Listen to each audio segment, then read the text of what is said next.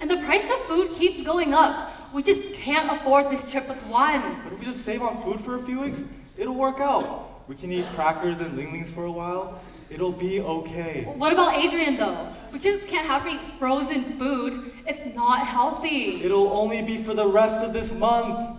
She'll be fine. You know what? This is pointless. We'll talk about this later. Ciao, man. Ciao, ba. Hi, Con. Food's ready. Come, eat. So, how's everyone's day? Good. It was fine. Man, how was work? It was fine. Nothing new. Okay. Don, what about you? Same. Nothing new. Well, Aiden hasn't been home in a while. Do you know when he said he was gonna come home? Should be coming home soon. He mentioned that he needed one of his old notebooks for work. Your brother's been very busy. The election's next year, so he has that law thing he's been working on. Oh yeah, he's been working on that forever. How is he not done yet? Knowing him, he's probably procrastinating or being lazy. Con, don't be so mean to your brother. Honestly, yeah. He probably got lazy and just fell asleep working on it. Tan, how can you say that about Aiden? Me, you know it's true. Yeah, that boy sleeps with there's gold waiting for him in his dreams. Maybe he found his dream girl there and never wants to wake up and realize she doesn't exist. Gone, cut your brother some slack. He just lacks some communication skills. That's all. There's some communication skills. That boy's always trying to shoulder everything by himself. Yeah, I feel so bad for whatever poor girl has to put up with him in the future. And I would feel so bad for a poor boy has to deal with your sass, Miss Adrian. Hey. Gone, welcome home. Good job, man. You must be so hungry from the drive. Come on, come eat.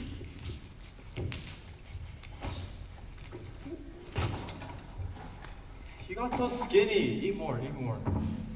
Look at you. You're all weak now. If you don't gym more, you'll never find a girlfriend. Weak? What are you talking about, Bat? These are all muscles! All right. My bad. But how was everyone? Gone. Slow down. Remember, chew and swallow. Drink some water.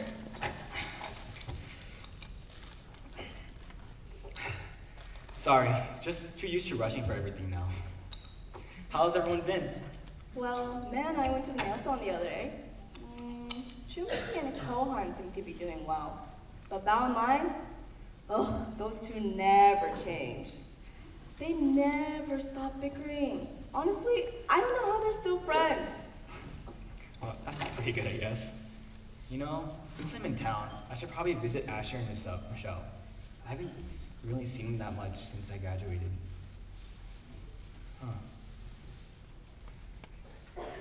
Oh, sorry. Adrian, how's school? Or are you afraid to tell me how you're failing?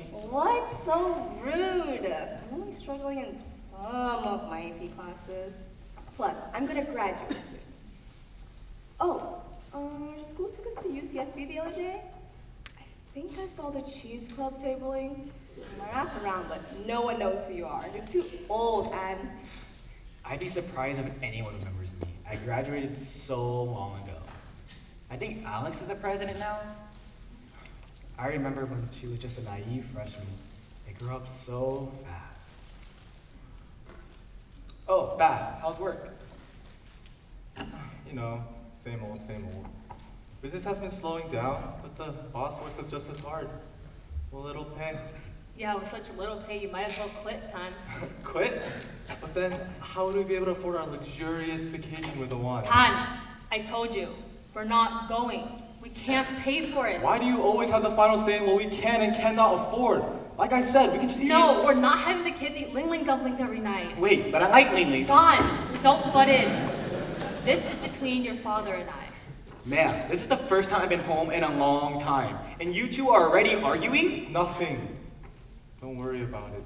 Ba, you can't just say it's nothing. You guys argue all the time. Can't you guys just talk it out or something? It's not that easy, girl. Marriage isn't easy. Go on!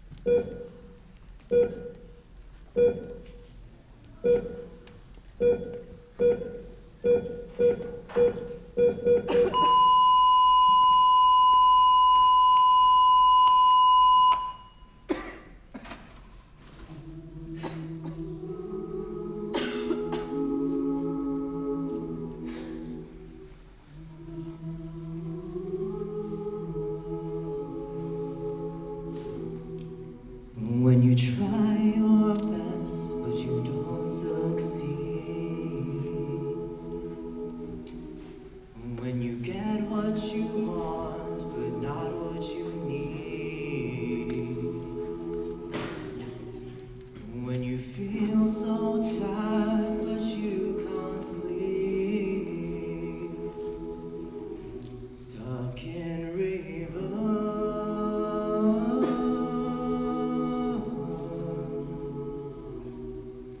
When the tears come streaming down your face,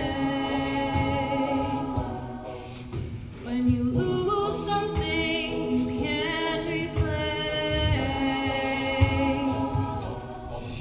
when you love someone but it goes to waste, could it be worse?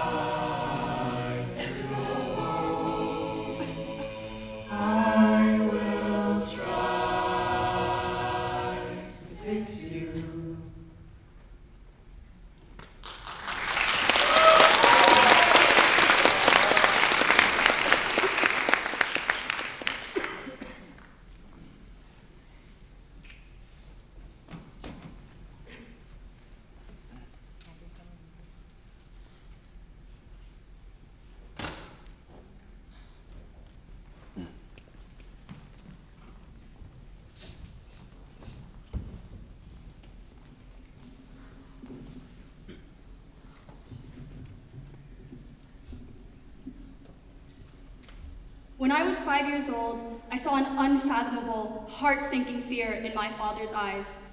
My doctor had told him, "She has cancer."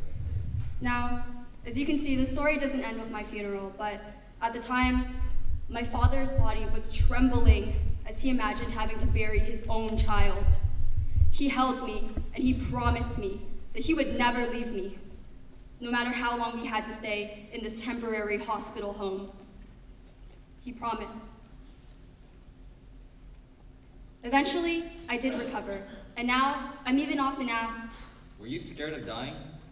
no, I was never scared of dying, but I was scared of something. You see, as time passed in the hospital, I got better, livelier, healthier. I knew I was going to be okay, and that it was only a matter of when. But as time passed for my father, he was getting slower, weaker, and just older. And even as we left the hospital, all this was still true. My aunt died when I was very young. I hardly knew her, and I remember at the time, my young, undeveloped mind couldn't quite understand what death entailed. I remember going to the funeral and running laps around the casket, being so amazed that so many people had brought flowers, not quite understanding any of it. A few years passed, and so did one of my uncles. A few more months later, another. Another half year, and my father's family of 7 had dropped down to 4, and now I understood what death meant. And I became deeply terrified of it. Terrified of my mortality. Terrified of losing everything that I had. I would not be able to sleep some nights because I was so scared. I would run into my parents' rooms crying. They would hold me tight. They'd reassure me. And they promised me that they would never leave. They promised. Now, as I got older, I came to realize that my own death is manageable. You see, when I die, I won't have any time to worry about it. I'll be too busy being dead. No, I came to understand that my most unbearable loss will be that of my parents. Ironically, it wasn't my own pending death that made my cancerous blood curl, but the thought that one day it would be my father in that hospital bed. And it is not my own funeral that I dread, but the ones where I have to stay for the consequences. Because I know they'll be gone one day.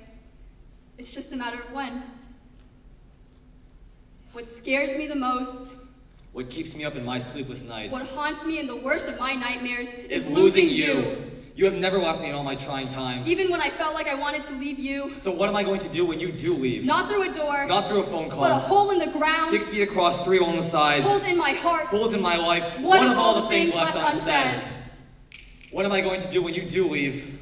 When people say I have your eyes, but I can never see you again. When I think of all the times you used to carry me on your back, but all that's left on my shoulders is grief. When the words "I'll always be here for you" become a broken promise.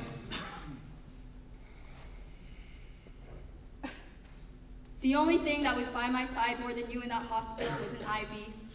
But your presence gave me more strength than any treatment. So I know that when you are gone, it'll hurt more than any ache. It'll leave a deeper scar than any surgery. Chemotherapy will not fix this. And your death will prove to me that having leukemia will not be the only time that my own blood hurts me. I came to terms with my death because I came to terms with myself. But there's still so much I have to say to you. The ideas, they're always in my head, but the words never seem to come. They're always too... awkward. They're always too... uncomfortable. They're always too... true. And my greatest fear is that when the words do come, I won't be telling you. I'll be telling a florist. I'll be telling a mortician. I'll be telling the obituary editor of the local newspaper. You'll be gone, and my heart will sink lower than any casket they bury you in.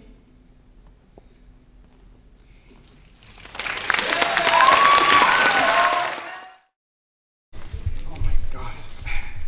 Man, this should be the last of it, right? Oh, sorry. There's one more. One more? I already moved like 10,000 suitcases. What are you trying to do? Move a village into my house? Well, they're not mine, you know.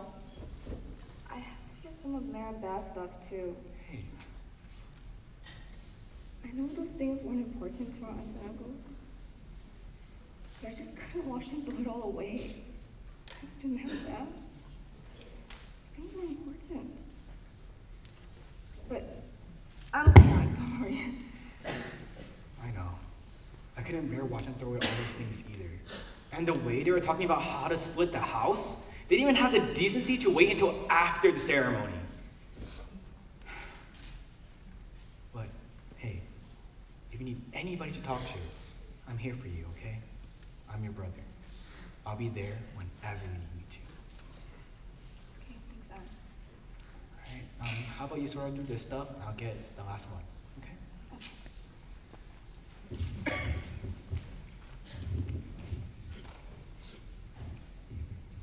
I can't believe I broke down in front of Anne like that. He's been so strong about the whole thing. I need to be strong like him. Still, this is smaller than I remembered. There's only one room, one bed. Anne, where am I supposed to put all my stuff? Oh, just put it in the room over there. I mean, that's your bed, and then there's your closet. But thinking about it now, with your enormous amount of clothes, I'll probably pick up some drawers soon. Okay, but what about you? Oh, I'll sleep on the futon right there. This little thing? Are you sure, Anne? Can you even fit on it? Adrian, you're underestimating me. I'm only like, what, 5'3"? And I lived in a triple all throughout college. Trust me, this is better. Don't worry about it, it's okay. How about you sort through your stuff, and I get to sort through man bass stuff first? What? That's not fair. Ugh. Fine, but don't go through too many things without me. Uh-huh, sure. Hopefully you're finished by next year. Uh-huh.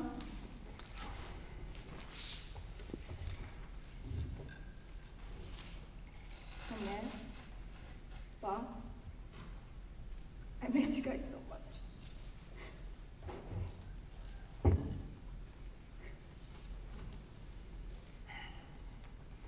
All right, let's see what we have here.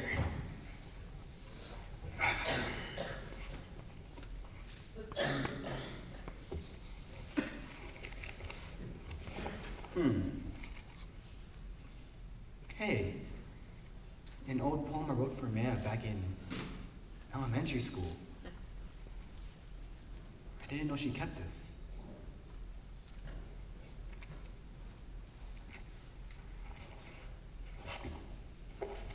What? Physics book? Bass physics book? What? I don't ever remember seeing him read this. Huh.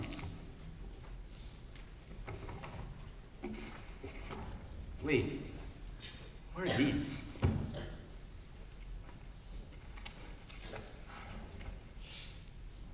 Today, I had Me's concoction. I never knew somebody could be so bad in the kitchen.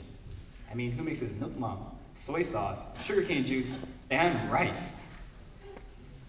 This must be Bass Diary. Good thing man became a good cook. Wait, then this must be Man's Diary.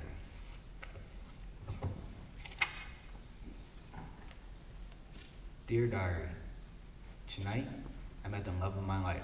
Wait, this is probably when she met Bab. Huh.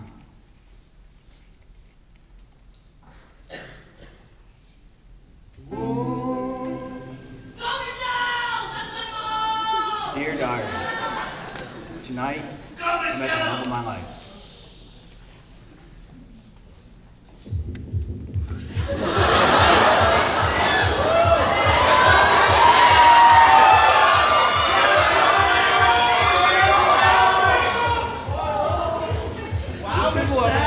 Other than stare at people at clubs.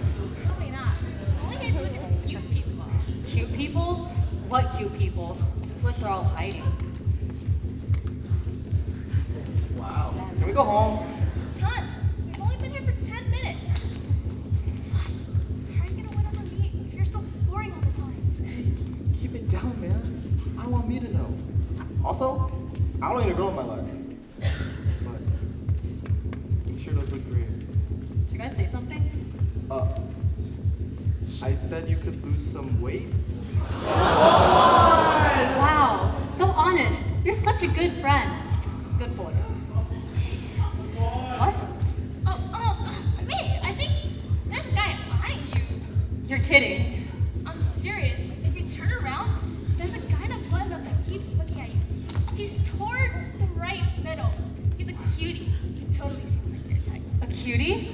Can I look? Sure, but don't make it obvious. Yeah, okay. Where? And she made it obvious. Oh my god, he's coming over here. What do I do? Just ask him, man. Be yourself. Yeah, okay.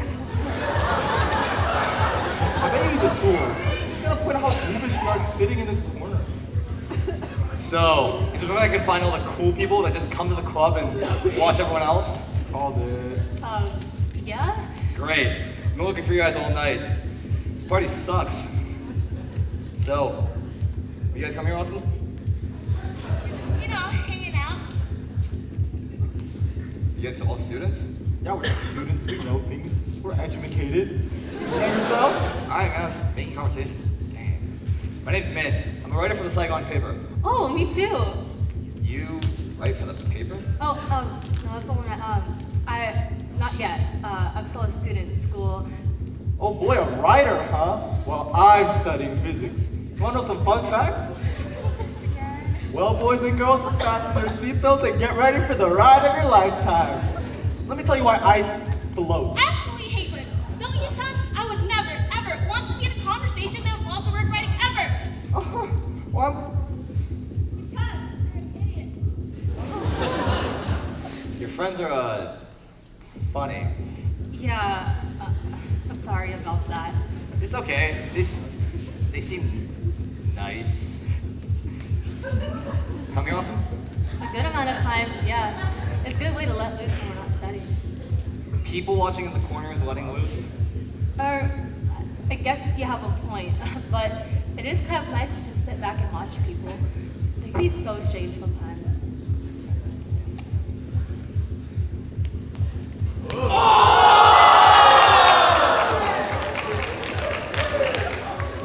what I mean? Okay, I take it back. You're totally right. The club is the best place for people watching. You can really observe people in their true human nature. And these days, it seems like everyone living like there's no tomorrow. Well, I guess with the war, people just want to live in the moment. We're so young, we're at the peak of our lives, and yet we don't even know if we're gonna live to see tomorrow. So I guess I get it. So here I am, sitting in the corner, people watching in the club. I don't know if this is living life to the fullest. I'm pretty okay with it.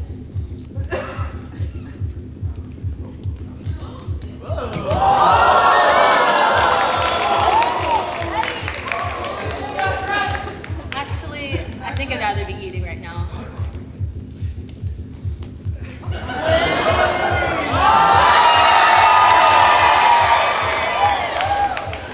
Oh my god, I'm so sorry. It's okay. I mean, it was a pretty boring shirt anyways. Maybe even looks better this way. This is the worst first impression, isn't it?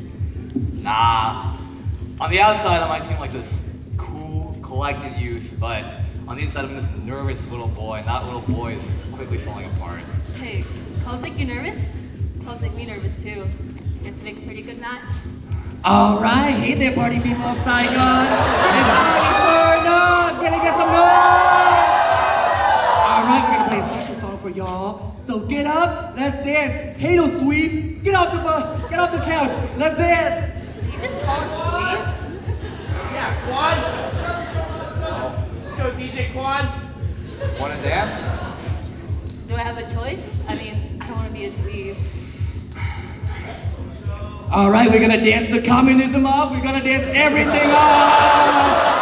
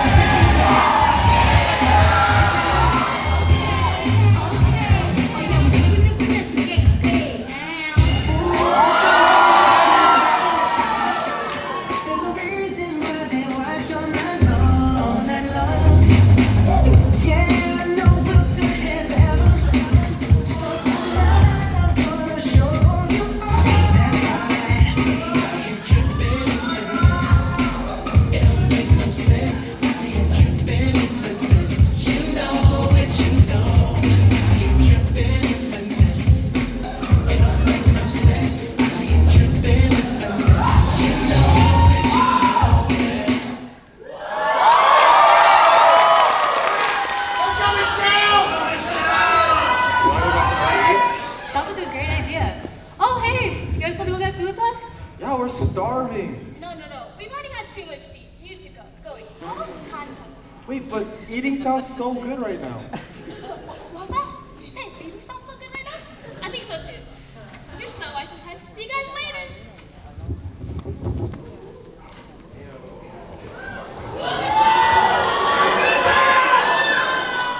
Will!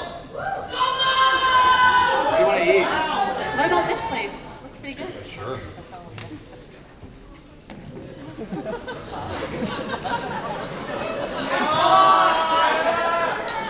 Hey, welcome. What do you want? Hey, aren't you that DJ from the club, the one that loves beats? That's my night job. This is my night job. How about phở đặc biệt? Okay. Sorry, I haven't really decided. So long. My customers are waiting. You'll have one too. At least phở was the best after clubbing, right? Man, I guess. I'll never know what could have been. Trust me, this is going to be the best phở of your life. The best of my life. All right, I'll take your word for it.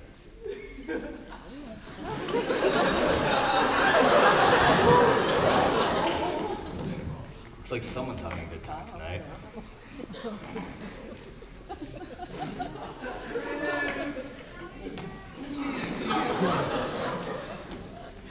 That was so rude.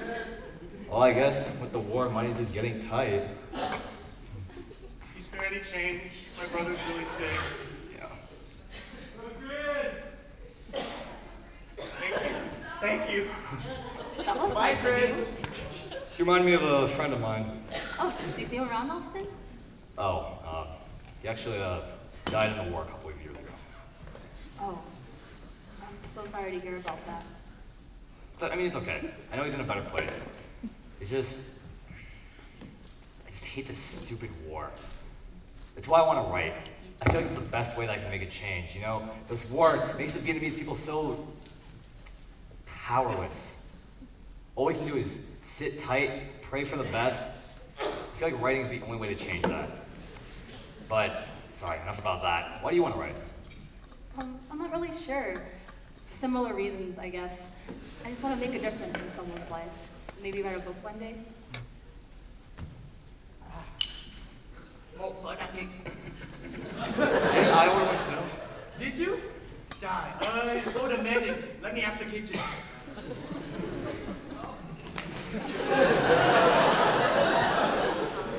Seems like you're not getting your pho anytime soon. Guess not. It's supposed to be the best pho of my life, but... Here, how did you share with me? Oh God, I am so sorry. It's okay. We're even now. Damn. Does this mean I can't ask you out on another date? No, we'd have to buy a new shirt every time.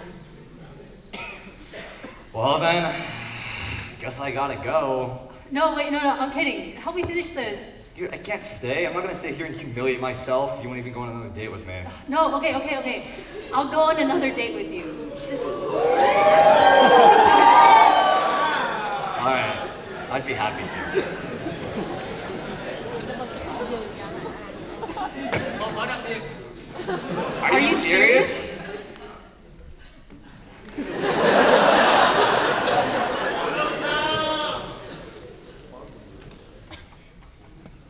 Min? Who's Min? Tom, isn't that Ba's name? So, does that mean that May I dated someone before Ba? Did Ba just swoop in and steal the girl? Woo! Some juicy stuff! God. Iron! Where's the iron? Huh? Just hold on. Man, I have to show this to Adrian. She'll be so shocked to find out that Maya dated someone before Bat. But she's still having a hard time dealing with her debts. I'll just read a little bit more and show her when she's ready.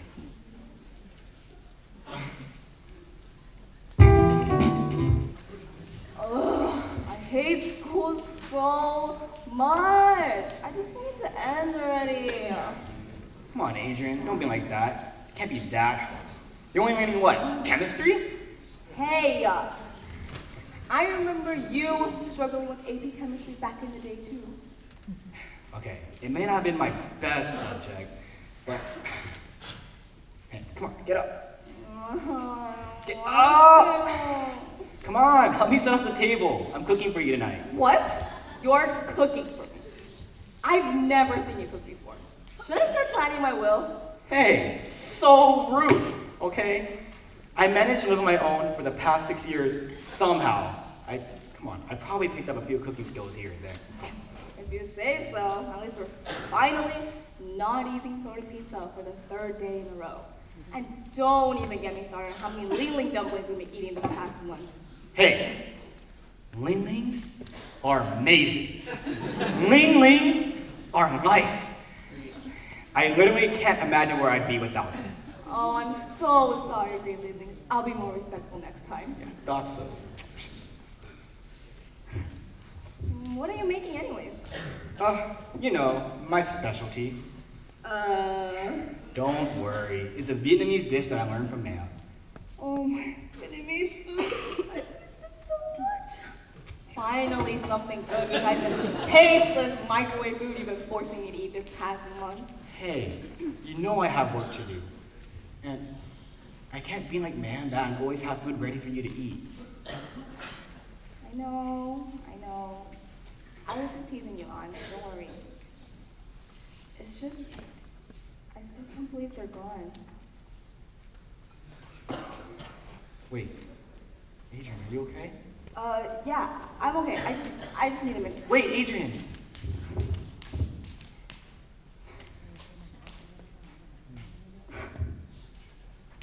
Oh, man. It's been a month. I still can't believe you guys aren't here. What am I supposed to do? There was so much I needed to learn from you guys. So much I wanted to talk about.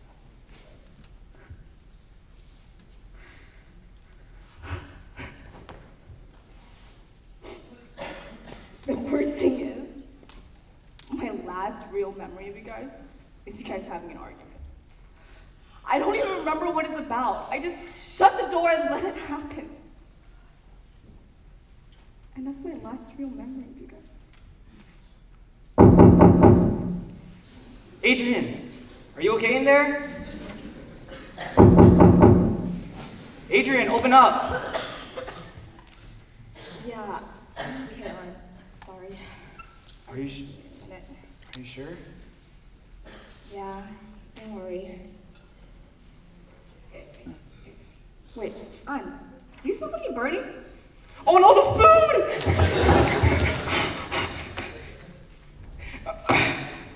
All right.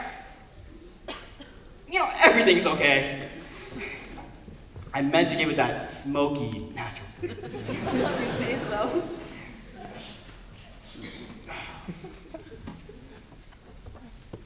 All right, food's ready.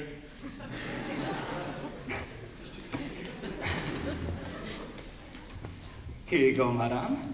Today's specialty courtesy of our amazing chef. Why, thank you, kind sir. Please pass my compliments to this great chef. You gotta share the plate. Well, I don't want to. Anyways, what is this? Huh? Can't you tell?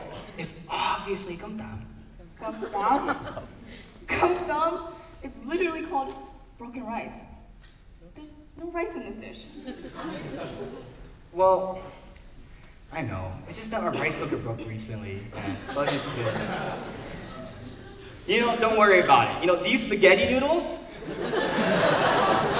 they're great. They cook so fast, and you can leave them in there and they'll never overcook. Okay, but spaghetti noodles? Okay, I know that's, but think about it. The meat and the vegetables, right? They're all basically the same as the one that Maya put in ours.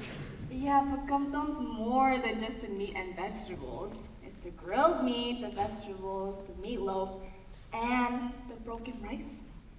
There's not even enough mom to put on this. I know. It's just that I've been really busy with work, and I just don't have time to make everything that exact. Plus, this method, way more convenient. Convenient. Traditional food is about being convenient. You can't just throw stuff in a pot and call it a cultural cuisine. Hey, if you're gonna be so rude about what we eat, then you can just eat frozen food from now on. Or you can cook yourself eggs and rice for the next 100 meals. But since you don't have any respect for the great ladies, Adrian, don't you dare go near any of them. Hey, I guess this isn't so terrible. Better than your precious lilies, though, Anne. How dare you? Let's go, Rose. Come on! Let's go, Angie. Just a little bit longer. Where are they going, Juan? Hey, keep it down. The number watch. I can't believe she actually went on a date with him. He's such a dweeb. Don't think man that has more game than you. It's your fault you're too scared to make anyways. Yeah, I know. Wait, why are we here? To make sure me's okay. Duh. You're so overprotected. I don't know. Something about that guy just bothers me. And here we are. Whoa, traditional dance? Yeah, well, I figured since our first date was at a club, our second one should be learning a dance. And traditional dance is the best kind of dance. Symbolizes Vietnamese pride.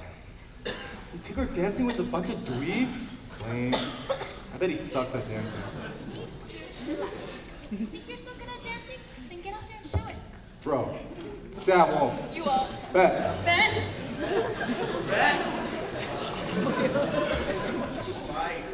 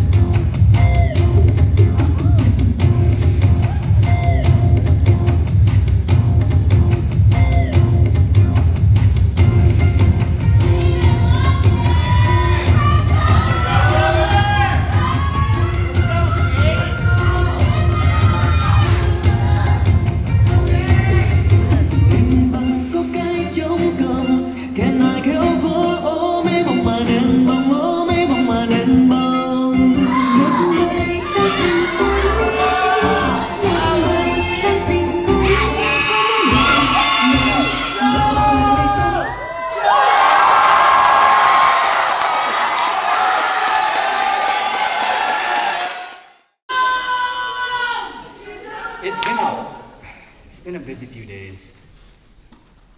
I'm so tired. Oh. I'll probably stop reading after the next entry. I mean, I already read 1,000 entries of how much fun Man had with Min. I wonder why she never mentioned him. And I wonder how Bath is to the story. Well, Adrian has been finally crying less and less about Man and Bath. So maybe I'll show her this sometime soon. Anyways, last one. Oh, God, this is worse than Netflix. Wait, why are there so many pages torn out? Months and months of entries just gone. What could have happened? Dear Dyer, after 3 years of being together, he finally left me.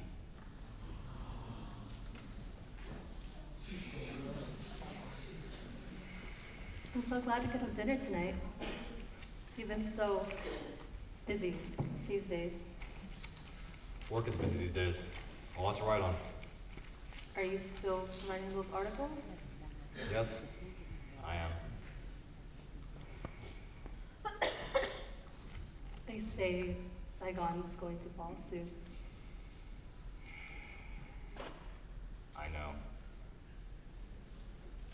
They say that they're finally going to attack Saigon and finally give it what it deserves. I know. The new government might take away all we have.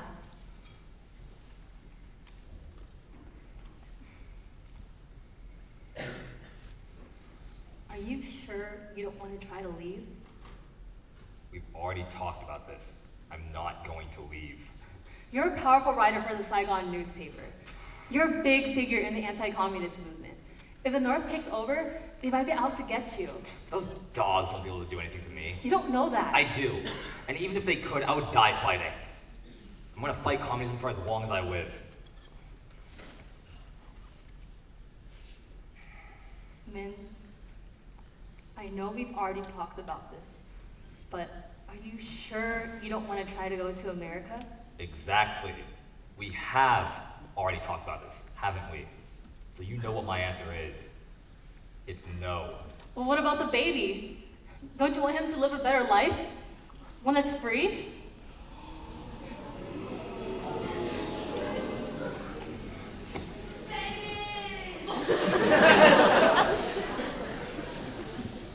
Min, I'm really scared for the future. Neither of us know what's going to happen once the North takes over. We don't know what will happen to our jobs, our homes, our possessions, our freedom.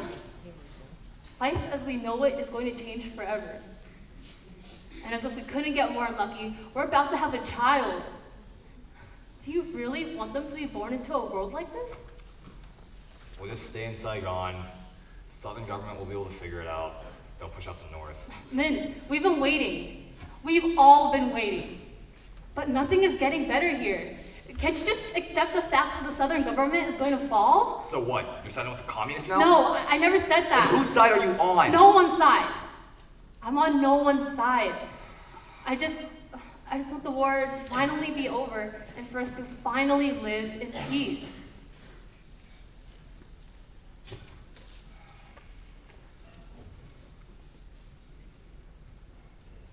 Min, you want to be with me, right? For life? To have a family? I think we should go to America. It's for the best. We can find a boat and we can leave by next month. Look, I know it's a lot to ask, to leave everything you have and all you know behind, but the stakes are high. Vietnam will no longer be the same. I want what's best for us and for our child. For our child. Please.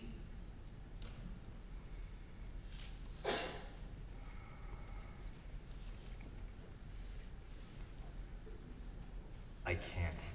I'm begging you. What the hell do you want from me, I have too much to give up here. I have a life here. I actually mean something here. My writing is everything here. Back in America, it'll be nothing. We will be nothing. We'll just be aliens from Vietnam. You don't know that. I do, for a fact. I do. You think the Americans care about us, me? You think once we go over there, they're gonna go out of their way, help us out? Us? The aliens? You're wrong. Min, please. What? What? You saw how they treated us? They came in here, they burned everything we had, and now they're trying to leave us with the mess that they created? That's in our own country. How do you think we're gonna be treated over there? It's not true. So what? You're not communist anymore, just an American puppet? Who the hell are you?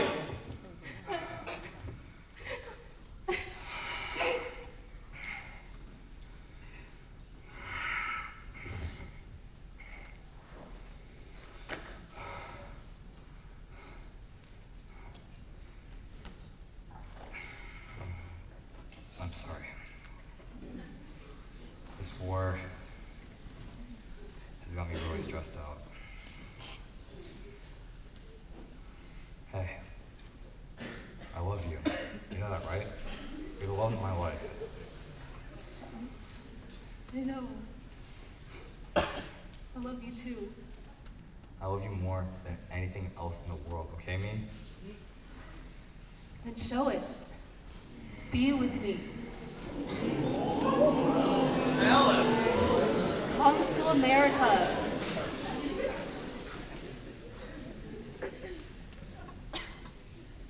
But I can't. I just... I can't.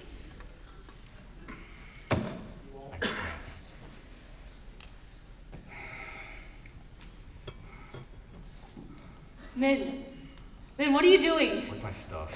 You know what? Are you just going to leave me here? Alone? With the baby? I'm sorry, I can't.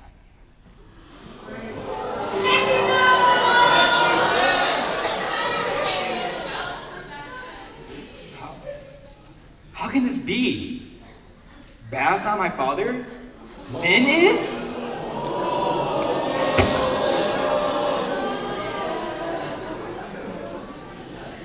After all these years, watching my parents struggling in America, wondering why they came, it's ironic. I mean, after all this time, I'm to blame. I'm the reason why Man wanted to move. I'm the reason why Min left Man. Who knows? Maybe I'm the reason why Man Bat always argue. I have to hide this from Adrian. She can never know of this. She can never know of Min. And she can never know of the truth. If I can barely handle it, she'll never be able to.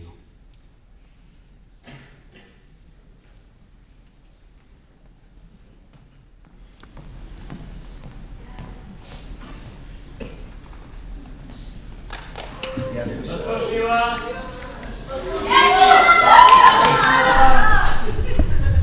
I learned to love my father the way that I learned to write Vietnamese.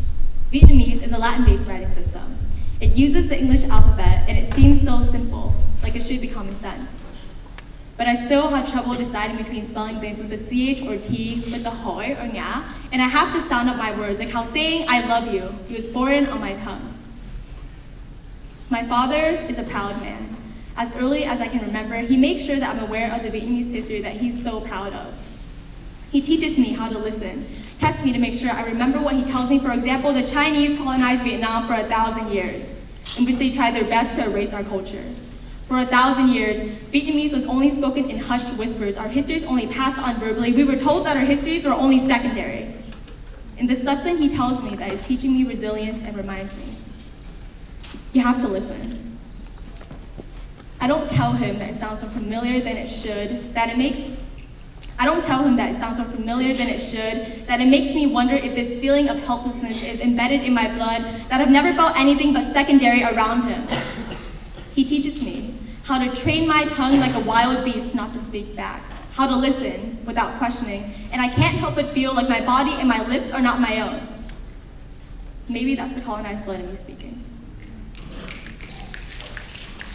My father tells me these stories, and I wonder if anything has changed when I'm 8. I make a Build-A-Bear, dress it in boyish clothes, and when I show him, proud of my creation, he asks me if I want to be a boy. When I'm 13, gushing over my favorite female pop stars on TV in wonder of their confidence and charisma, he asks me if I'm gay when I'm 16, crying in the shower after he tells me that his love is conditional on how much respect I show. He hears me and asks me after what the big fuss is. My father has felt like my colonizer for as long as I can remember. Today in the South China Sea, the Chinese government is still claiming open waters and shooting innocent Vietnamese fishermen, robbing them of the one resource that they have, taking like they haven't taken enough already. Maybe that's why my father is so bent on control. I'm the one thing they can't take away from him. Loving each other feels like a homework assignment that we can never get right. A battle that we can never seem to win. I love you, the words that we can never remember. My father is fervently anti-communist Chinese government. He reads the Vietnamese newspapers every day, signs online petitions, writes angry comments and articles. He fights a proud one-man battle, boycotts Chinese products, even though few other Vietnamese people do, even though everything is made in China these days. I catch him once, looking helplessly at his favorite Asian drink that just started getting manufactured in China.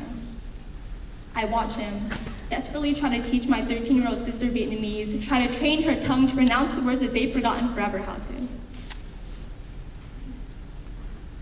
One night, when I'm away for college, I'm sitting at the beach washed over by a high tide of loneliness, and I imagine that this is how he must have felt.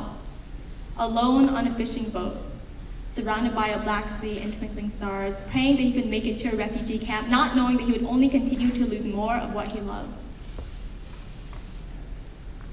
My father has always said that I remind him of himself, and I realize that we share the same colonized blood, the same historic sense of helplessness. We hold on to the things that are important to us, even if sometimes we grip so hard that we hurt them and ourselves, nails leaving bright red crescents in our palms. I never really learned how to write Vietnamese well, and I suppose that maybe I never learned how to love my dad right either. I still have to teach myself. Take deep breaths when I get frustrated that the words don't come out right. I have to Google how to spell certain Vietnamese words, and whenever I read his text, it always takes me 3 times as long as reading an English text message would. He reminds me to schedule my doctor's appointments, sends me Vietnamese articles on self-help. I read them when I'm free, text him back, "Cảm ơn ba," "Thank you, ba," and we love each other in the clumsy, fumbling, and earnest way that I've learned to write Vietnamese.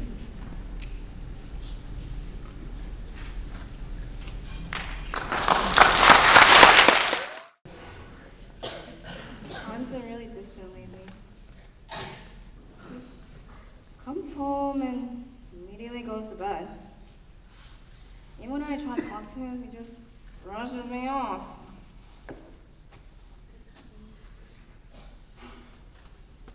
I guess he's been really busy with work lately, though. Well, tonight, I'm gonna make a nice Vietnamese meal that Matt taught me, and then we can talk like we used to.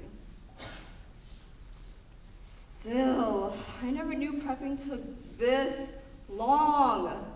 Matt always had it ready, so when I got home, we would just immediately start cooking. Man, I really took those things for granted. I'm home. Welcome home, Ann. What smells so good? Wait, Adrian, you're cooking? Mm-hmm. And it's fun sale? Wait, when did you learn how to cook this? Well, after you left for college, I didn't just sit around doing nothing.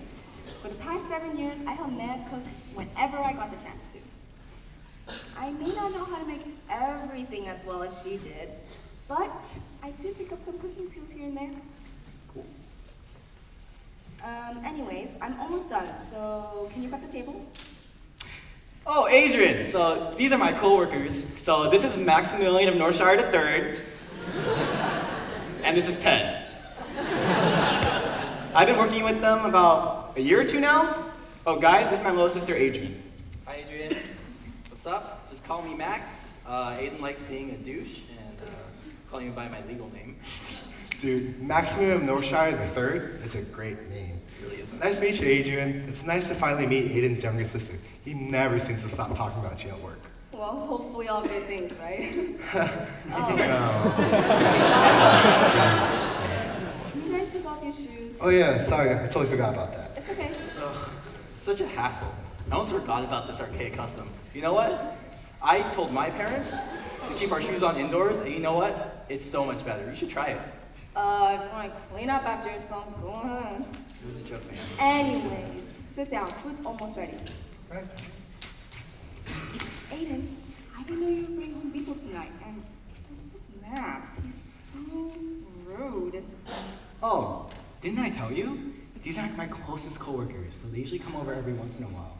Max is one of your closest coworkers? Max, don't worry about him. He may put up a tough front and seem a little bit rude, but he honestly doesn't mean it. Just don't take him too seriously. Alright, if you say so. It's a good thing I made extras, right? Anyways, go prep the table for our guests. Okay. Here I go. We can have a nice meal and catch up like we used to. Now, I have to put up with these idiots. Well, food's ready. Man, must be nice having a girl around the house to cook and clean, am I right? Yeah, man, this place has tidied up quite a bit since the last time we were here. Remember when this place used to look like garbage? Hey! I know how to clean when I need to, okay? Sure you do. Just like how your jacket's falling off the futon and your socks, they're all over the place. Hey, what is this? It's like a big yellow pancake. Oh, that's a traditional Vietnamese dish that's called... Whoa, yeah! It's like one of those Asian pancakes that we had in the Chinese restaurant. Vietnamese? I think they're called, green onion pancakes. Yeah, that's what they're called. But, you know, as you can see here, they're not green. I think, your sister made these wrong, Aiden. Oh, yeah. Dude, you're so cultured. Thank you. Please, educate us more with your amazing whitewash Asian knowledge. Oh, like I was saying, these are traditional Vietnamese dish. Oh, what does that smell? What it smells so bad. You should probably not put that on next time. Or I don't know, stick to making, what's it called? What's it called? Pho? Like, that's what you're doing, right? What did you just say? That's it. You come waltzing into my house with your shoes on? You disrespect our culture like that? Oh, Adrian, calm down. That's just the way we joke around with each other. Oh, so this is just a joke to you now, huh? Our culture is just something you can joke around and disrespect. That's not what I'm trying to say. You clearly don't care about our culture. You call him whitewashed? Look at yourself. Wait, Adrian! Dude, Max, what the hell? What did they do? It's just a joke. Really, dude? A joke? Do you really think that was time for a joke? Well, I mean, you and Aiden were laughing, so I thought it was okay. You know what? She's probably on her period. That's not the point, man. We always joke about stuff like that, but obviously Adrian's a lot more sensitive about the subject. Why'd you have to go on and continue with the dumb joke? I didn't mean to upset her. I just thought that. Obviously, you didn't think before you opened your damn mouth again. Alright? Adrian made all this great food for us, so why'd you have to insult it? Well, you know, isn't it too late for you to be saying something? You didn't say anything. Well, Aiden didn't say anything. And besides, I didn't say the food was bad. I just wasn't used to the taste, you know? I just, thought I could give my opinion and, give some advice. Advice? You know nothing about their culture. What advice could you have possibly given? Wait, Adrian! Stop! What's wrong with you? You didn't have to get so angry. I told you not to take Max so seriously. Oh, so this is my fault now? No, that's not what I'm trying to say. Even still, he doesn't have any right to joke about my culture like that. You mean our culture? And I already told you, don't take Max so seriously. He's just like that. He doesn't mean anything malicious. Oh yeah, nothing malicious, huh? Yeah, he's a Twinkie. Obviously. He barely knows anything about his own culture. He doesn't even know what Asia looks like. He thinks Panda is amazing Chinese food. And he thinks Hana Kitchen is authentic.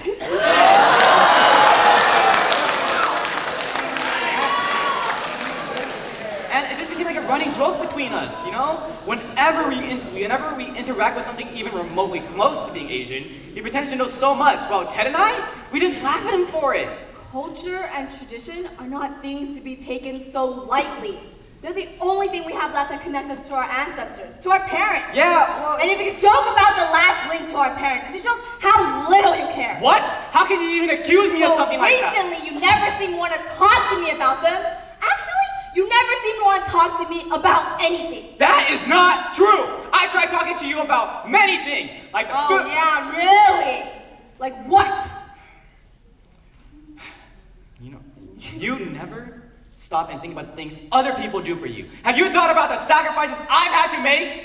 You think you're the only one? Do one? you even know how embarrassing this is? Trying my own little seniors to yell at my senior co-workers. How can you just blow in front of our guests like that? Our guests?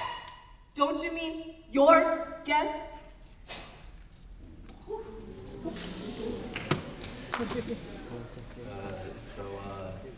We gonna eat that or? I can't believe they actually just left us like that. No, seriously, we just, what kind of hosts are they? You hungry? Yeah, dude, let's go. You know what I'm really feeling right now? What? Panda Express. That is the best Chinese food. It's not Chinese food. Dude, you think General So Listen, wasn't what's the last Min left me. What? I can't hear you if you're talking to the pillow. Min left me. Are you serious? Why would he do that? Aren't you guys having a kid together? We knew he was a jerk. I wanted to go to America, but he didn't. So he left. Simple as that. I don't know what to do. What do I do? I'm about to have this kid, and this kid is going to be born into a world of war. I mean, you still can't go to America. What do you mean? It's been a while since we've seen you, Me. You've been spending so much time with Min that we haven't caught up in so long. But, long story short, Tana and I are considering going to America. We figured we were going to stay here, in Vietnam, with Min, since you guys were going to have a kid together. Me, I'm sorry he left you, but you dodged a bullet. He wasn't a good guy. He was selfish and wasn't willing to set aside his pride for you and your child. You deserve better. I hope you know that. And it's not too late for a better life now. You can come to America with us, the Three Musketeers. Reunited again, huh? Think about how great life in America is going to be. America is the land of the free. Everything would be so much better there. There's less poverty there, and you wouldn't be as hungry. Everything's better there. The houses, the buildings, the stores, even the food. They have some pretty cool technology there too. I heard that they have doors that open by themselves in front of stores. Apparently, according to what people say, you approach the door and it just opens. Sounds like magic, doesn't it? Really, Tan? There's so much opportunity in America, and the thing you're the most excited about is doors opening by themselves. Well, I'm excited about other things too. Like, have you ever tried American ice cream? Sure, we have similar things here, but I heard it doesn't compare to what's in America. I bet you it'll taste like heaven. Don't you agree, Juan? Yes, sir. The first thing we're going to do when we get there is buy ice cream. Okay. Doesn't that sound amazing, me? Okay. I get it. Everything is bigger and better in America. But aren't you guys afraid of leaving everything behind? What if all this isn't true? What if Min was right? What if no one cares about us there? What if we're worth nothing in America? Min said that? Yeah. His entire reason for not wanting to go, besides his political views, was we'd start from nothing. We'd lose everything we have. Sure. I guess, in some sort of way, he's right. We will start from nothing. But he's also wrong. With the corrupt government here, it's so hard to move up in society. Only the rich can succeed. We're not rich. Our chances of moving up are low. But in America, everyone is free. We can be anything we want. I want to be an astronaut. Can you imagine? Tan Nguyen, the first Vietnamese astronaut to ever set foot on the moon. Keep dreaming, Ted. I would want to be a doctor. Dr. Trauma, at your service. How can I help you today? What is it, Ton? Do you need me to treat your case of being a loser? Why am I always getting attacked? There it is. I missed that laugh. Ton, we both missed that laugh. All right. Both of us missed that laugh. Tan, I think you have a pretty good chance of being an astronaut. Really? See you on? At least me believes in me. Yeah, because you're still out of this world sometimes. Anyway, in the end, me, you get our point. Going to America could be better for everyone. Even if we don't become an astronaut or a doctor or just the person of our dreams. At least we can make it easier for our kids to do what they want. At least someone in the world could be happy. If you stay here in Vietnam, I'm not sure you can do that for them. We care about you. A lot. In the end, we just want you to be happy. I know. I really needed this. Thanks, guys, but I think I'm going to need more time to think about it. I'm sure you'll make the right decision in the end. We're not sure when we'll be going, but it'll be sometime soon. We're working on making arrangements, so you have some time. But let us know soon, okay?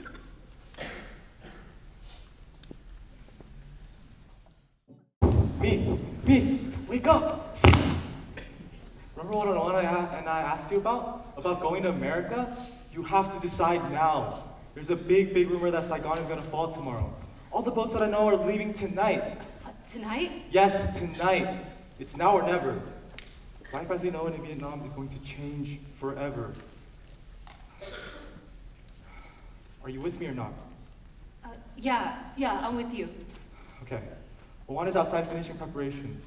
We're going to leave really soon, so pack up whatever you can. But hurry! We don't have much time.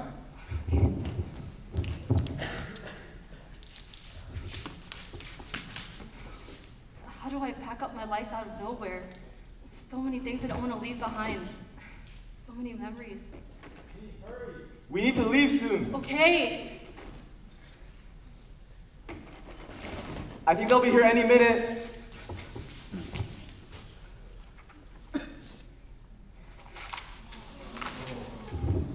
We need to leave now. Let's go. Don't look back. This isn't our home anymore. Makes it easier to say goodbye.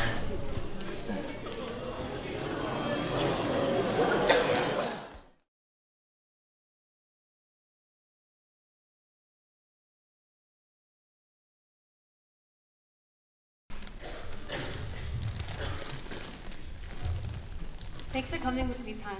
I was really nervous. First job interview in America is a pretty big stepping stone, huh? Anytime. Plus, I needed to stop by this store anyway. Thank you so much again. I really appreciate this. All right. If you keep pausing to thank me, you'll be late for your interview. Good luck. You got this. When they ask you to describe yourself, you say one thing and one thing only, okay? Say what thing? Hired. Good work. I know. Now go get hired. Alrighty. Back at Walmart. My favorite place in the world. Wonder what they got here today. I finally have enough money to buy me some ice cream. Maybe I'll buy me some flowers too so she'll have a nice surprise after she gets hired.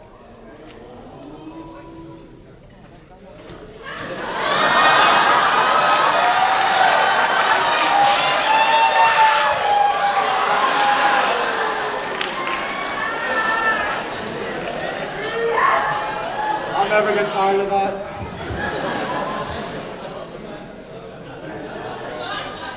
Hey there, party people of Walmart. Here at Walmart, we leave our bikes outside. Oh, no thank you? Your bike outside.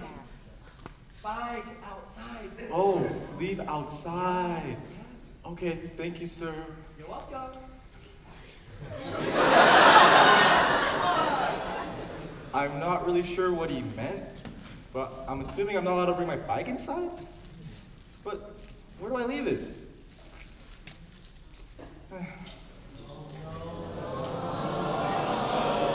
Should be safe here. I mean, everyone in America is a lot nicer anyway, right?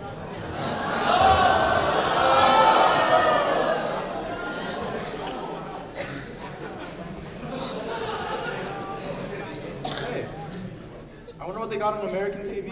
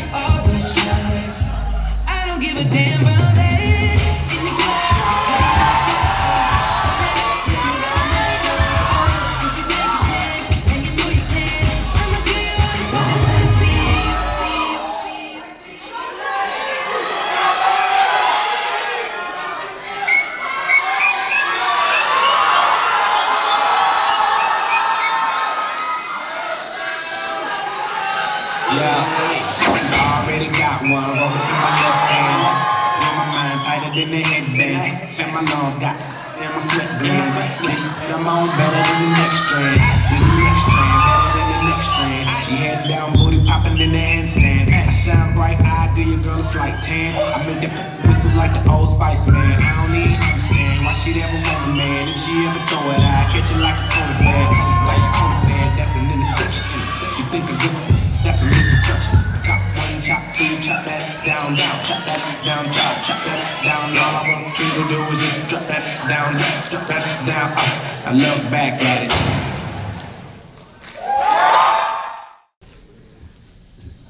That's what's on American TV? It's so, oh man. If there's one thing I miss about Vietnam, it's the old dances. They were so nice.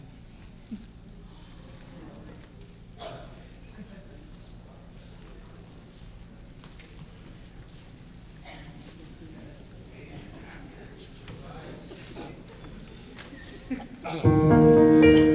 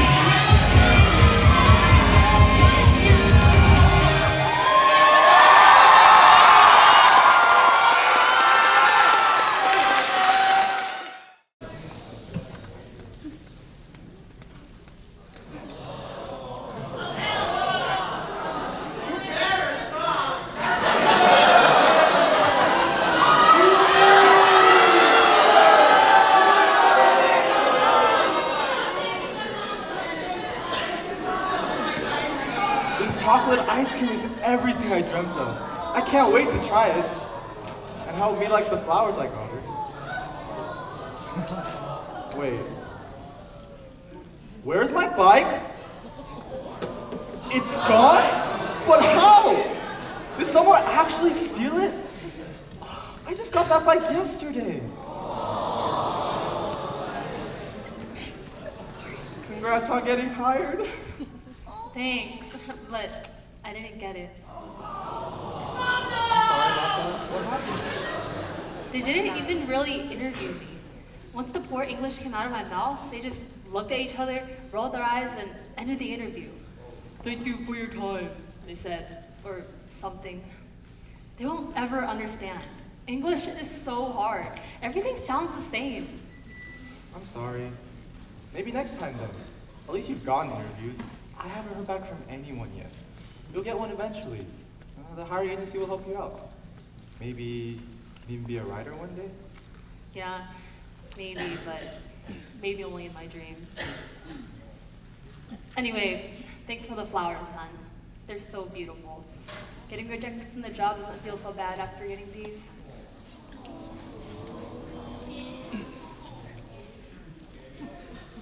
Hey, where's your bike? Oh. I think it got stolen. What? How? I don't know. I thought Americans were too nice to steal bikes. I mean, there's no war here. There's no reason for people to steal. Tom, you wouldn't do this in Vietnam. People steal bikes all the time there. People steal bikes everywhere. I know. I was naive. I just thought... Guess we both had a bad day then. Sorry about your bike. It's okay. Life moves on. I got this chocolate ice cream though. Everything I dreamt chocolate ice cream would be like. Eat it, and people watch on the street. It's been a bad day. I think we deserve to treat ourselves. I agree.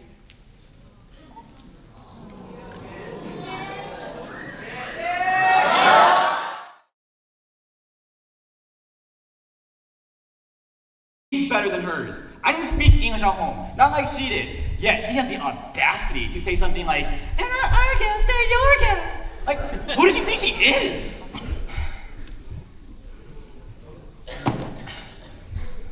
Well, Zach, Ashley, what do you think? I mean, I get it, but what can you do? You know, she's always been the one with the quick temper. Remember that one time she blew up on me when we were watching that one movie? I mean, what's the big deal? It's literally called A Quiet... Oh. Well, duh. Even still, she took it way too far. I thought she would have grown up by now. What? I guess she hasn't really changed at all. What? You can't say that. She can't understand you if you never open up to her. If you keep everything to yourself, she'll never understand what you've been going through.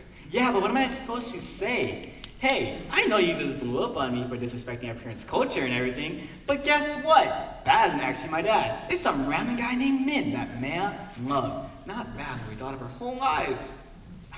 She would actually lose it. Come on, give her some credit. She's grown. You can't just keep treating her like a baby for the rest of her life. Listen to Ash. I mean, it's true. It's going to be hard to tell her. You can't keep bottling that kind of stuff inside of you and expect everything to be fine. It's not healthy. Yeah, and she's been trying to open up to you, but you haven't been opening up to her. Has she really, though? Even still, I've been way too busy at work. I don't have time to deal with her tantrums. Really? Work? That's your excuse now? Excuse? What are you trying to say? Okay, Aiden, we've known you since we were like, what, 6? Trust us, we know you better than anyone. You do this whenever you're sad. You isolate yourself, and then you mindlessly work on something. I have no idea what you're talking Remember that one girl, Jenny, who broke up with you, and then you disappeared for a week writing a mountain of poetry for her? Oh yeah, those are interesting. Oh, the darkness. Oh, the pain. Oh, why am I so mean? Oh my god, it escalated. Good time. Remember that one girl, Carrie, who ghosted you for a month, and then you just cried yourself to sleep every night? Shoot, I almost forgot about that one. Didn't we have to drive like over 2 hours just for you to go see her? Yeah, and then when we saw her, all they did was just stare at each other, and then they never talked ever again. Oh, Aiden, so embarrassing. Shoot, Don't forget about that one time he spent like, what, $100 trying to win that one plushie for the girl he liked? All right, it wasn't $100, it was $93. Yeah, and what happened with that one? Didn't she?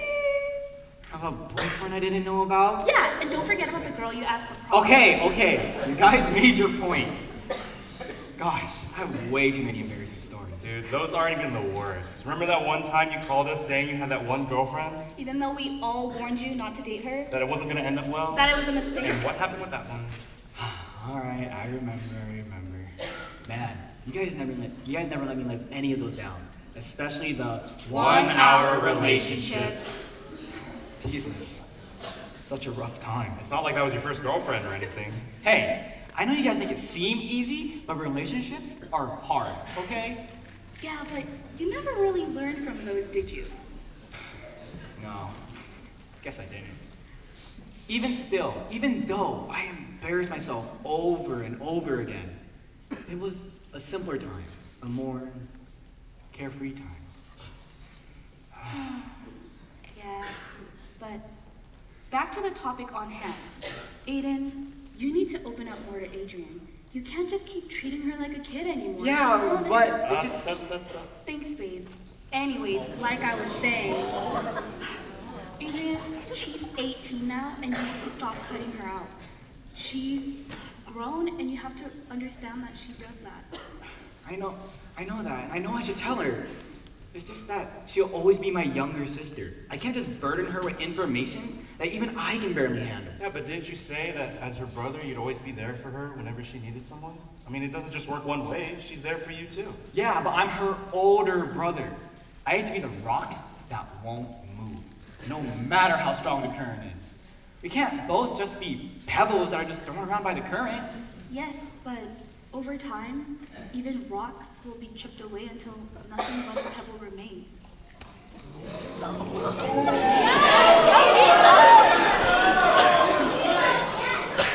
Yeah, I guess you're right. But I can't tell her now. Not yet. Okay, I promise I'll tell her everything. Just when the time is right. Fine, as long as you tell her soon. I mean, she'll be more understanding when she realizes you're going through all that diary stuff. Like, even for me as an outsider, it took me a couple weeks just to process that Uncle Ten isn't your actual dad. I know. Even I can't really wrap my head around it. I guess that's why I haven't been able to read more of the diary. You okay, Chloe? I know it's been hard. Yeah, I'm okay.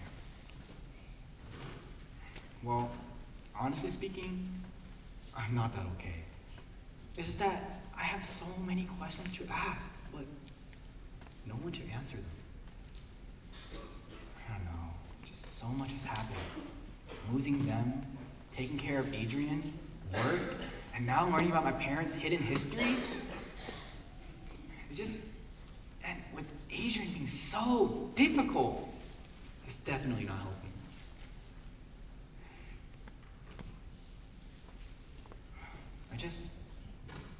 I wish I had my parents here to help me. I never realized how much I was able to ask them for help, how much I was able to tell them, how much advice they gave. Aiden, I know these past few weeks have been really hard on you, but no matter what, know that we're here for you. How about you read the next diary entry with us? I don't know. Come on. I mean, we're not going to be any replacement for your parents, but at least we'll be here for you when things get tough. All right, fine. I'll take you guys on that offer. You guys know you're honestly the best, right?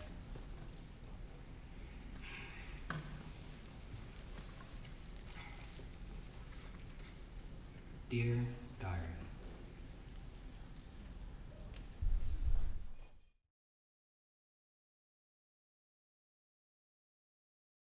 We need you to work your 60 hours a week. But no one. Do you want to keep your job or not? You barely even speak English. You should be thankful you're an American in the first place. Now, is there anything else you want to talk to me about? No, ma'am. Good. It's getting late. I'll see you tomorrow.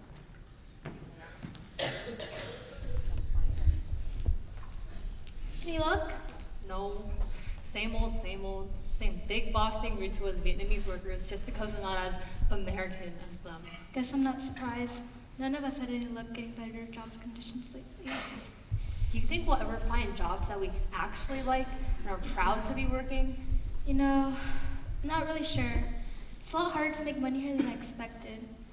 I mean, we could always go work at the nail salon like all the other women. Yeah, maybe. At least they're able to bring food to the table every night. How are things with Tan at home? Things are good. They're fine. To be honest, it's been difficult. Ever since he got fired from his job, we've been fighting. A lot. He still hasn't found a job yet? Jeez, how long's it been? 6 months. He's been jobless for 6 months. Well, you guys have been married for a couple of years now. I guess when couples get married, they're bound to fight more. You really think so? I mean, at least that's what I've seen with marriages. The magic wears off, the chase is over, and you guys get used to each other. It gets harder to make things romantic. Man, and I still can't believe you guys ended up marrying each other.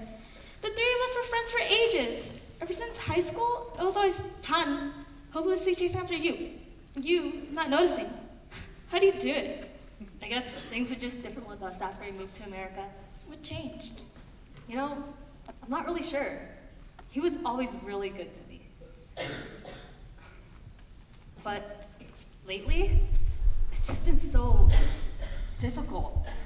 Ever since he got fired from his job, all he does is stay at home. When he first got fired, he actually tried looking for jobs, but now he doesn't even try. He just does the same thing every day. Takes Aiden to school, cooks, cleans, and watches TV. For 6 months. Every day I feel like he falls deeper and deeper into this void. That makes sense. The last time I saw him, he didn't look as happy.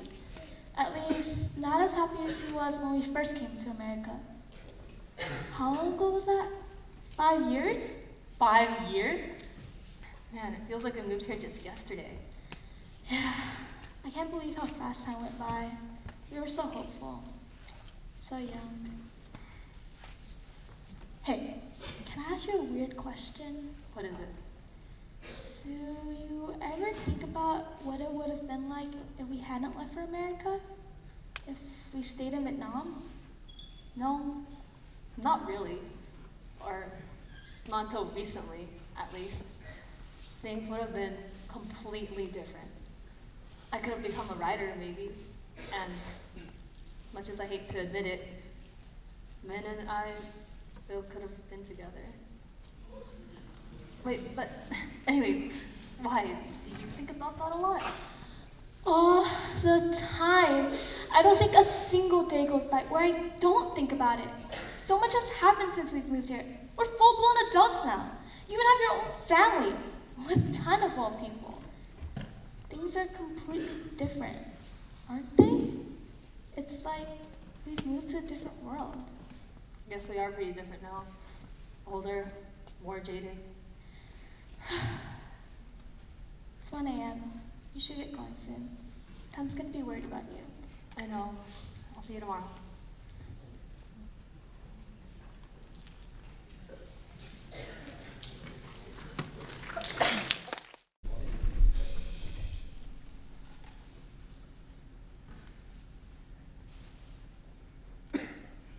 We are born, letting out our first cries into the world. Not certain of anything, like stone smooth, unblemished by the world around me, a lotus flower blooming pure white in a pool of muddy water. A blank slate with no meaning of who or what I am. But maybe it didn't matter. You had already decided it. And as I grew up, I would learn what the world sees when I say, hello, I am... Foreign. I would describe myself as... Quiet and obedient. My strongest traits Is are... to do what is told of you. When I grow up, I want to be... A doctor, a tiger mom, a nail salon lady. America. My grandparents came here to see their children achieve dreams. But as I stand on free soil, who I am and what I will become are shackled to what you see. My body, my face. In the land of the free, I am in chains. I am drowning in an ocean of pressures and expectations, struggling to find air. It's as if my Asian identity is weighing me down And in order to reach the surface, I have to leave that anchor behind. Ever since the early days of Asian immigrants operating washing machines, we have been stuck in an endless cycle of being portrayed as alien and inferior, men demeaned as non-masculine, women objectified as exotic. The washing down of our culture as the model minority continues to rinse and repeat. The American dream is the peak of Everest, but us Asians are without the proper equipment to reach the top, to wave that American flag and to make our mark. Instead, we tumble from an avalanche of, You all look alike. where are you really from? Go back to your country. We're jasmine leaves suffocating in greenhouses, surrounded by glass walls, covered by a glass ceiling that holds us back from being politicians, CEOs, from being pursuers of the American dream, from simply being American. We rise to break that glass ceiling that barricades us from the future that our white peers take for granted. We swim desperately to break free of how society defines us. Rising above the water, it is clear that my Asian identity is not what weighs me down. I am weighed down by these stereotypes, labels, and assumptions, these chains that society has shackled onto my appearance. And for me to break free, the world must realize that my Asian identity is a devotion to family, a spirit of perseverance hot in my blood, burning in the veins of my mother, my grandmother. But I am American, a free thinker, an open heart. I belong to this country of black and brown, blue and red. When did America become defined by a single face? Why did the eyes and noses of Asian Americans become foreign, illegal, alien? Why is it too strange for my face to represent the stories of all Americans, in books, on screens? When will America be ready for an Asian American president? It's time to clarify, world. I am Asian American. I would describe myself as outspoken, innovative, artistic. When I grow up, I want to be entrepreneur, a movie director, the President of the United States. It's time to tell my American story.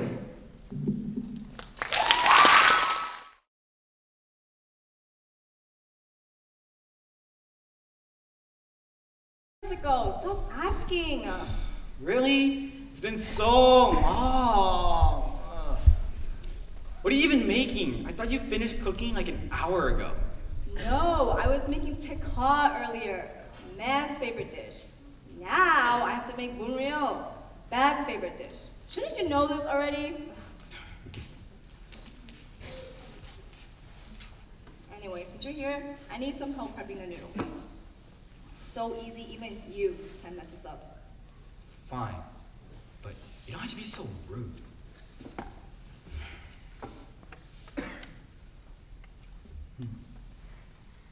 When was the last time we did this? I feel like it's been a while. Well, the last time I did this was for our grandparents. Oh yeah. I think the last time I did this was before you were even born. Huh. What was this called? 내담요. Ne what? 내담. Never mind. Trying to teach you is a waste of time. I was actually trying to learn, you know. No, you know what? You don't have to be so toxic. Ever since my coworkers came over, you've been so aggressive towards me. It's been 2 weeks. Can you just give it a break already?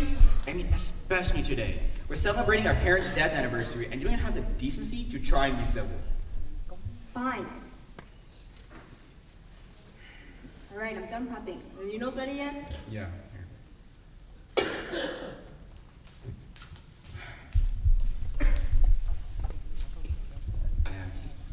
I can't believe it's only been a month since I found out that Bad's actually my dad.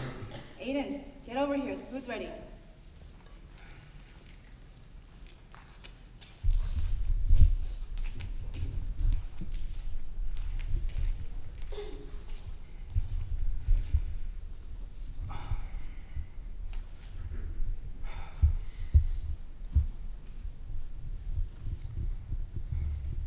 Ciao, man.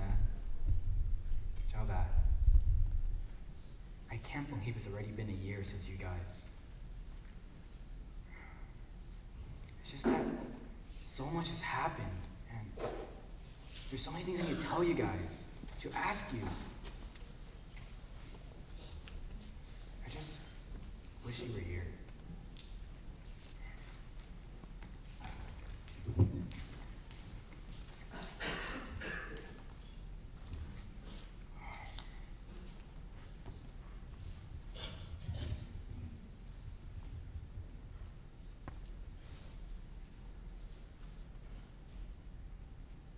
Ciao, man. Ciao, Bob. It's been a long and rough year.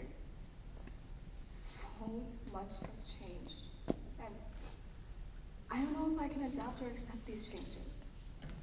But I'll try my best for you guys.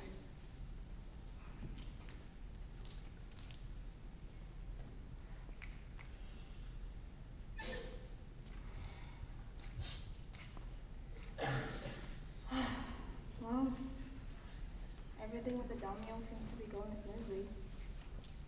Hopefully, man, that will be part of our work. Yeah. I think we lived up to their expectations. You know, after a year, you think missing them would be easier. Anyways, we need to light the incense sticks. Incense sticks again? Wait, what for? We need to invite their spirits to come join us for their meal. Man, you really haven't done this in a while. It's such a huge part of the tradition. Anyways, I left something in the room. I'm gonna grab it real fast.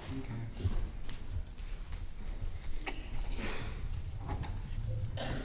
Alright, found it. Aiden, what are you doing? Huh? You're supposed to wait until after the incense sticks stop burning until you can eat the food. You only said we're just inviting their spirits over for a meal. Yeah, but their spirits have to eat first, and then we can eat. Well, I didn't remember that, so I just thought it'd be okay for me to eat. This is a huge detail behind the traditions, and it's not about remembering all the details. It's about respecting man-bad spirits, respecting the culture. Okay, I'm sorry. Gosh. It's just that I had a really long day today. I had to get up at 5 a.m. for work, and this is basically my first meal. It's just not that big of a deal. Man, that will understand. Just cut me some slack. Cut you some slack? It's not that big of a deal? Are you saying our parents' death anniversary is not that big of a deal? What? That's not what I'm trying to These say. traditions were important to our parents. They're the only thing we have left that connects us to them. Why can't you get that? I do get it. I understand it's important for our parents, and it's important for us to learn. Really? Because let me finish! God, you just love interrupting people, don't you? Like I was saying, you can't expect me to know everything from the start. I haven't done one of these in a long time. Even if it's been a long time, can't you at least pretend like you care? Are you serious? I've been trying to readapt to this. You're just giving me too little time to learn. Too little time. It's been a year. A year where we pretend like everything's okay, and now you're not even trying to hang on to that connection with them? You think I'm not having a hard time after they died? You think you're the only one that misses them? I miss them as much as you do. I'm dealing with it in my own ways. Not everything is about And me. everything's about you now? You're so special because you got a lot going on you won't tell me about. You think I don't want to tell you because I'm being selfish? I'm trying to protect you. There are just some things better off not knowing. Oh, so now you're protecting me again. By what? By not talking to me? Sometimes I feel like you'd just rather not have me around. Well, if you're gonna be this difficult, then yeah, maybe it'd be easier to not have you around. Maybe I will leave. Oh yeah, if you want to leave, then just leave. Door's open.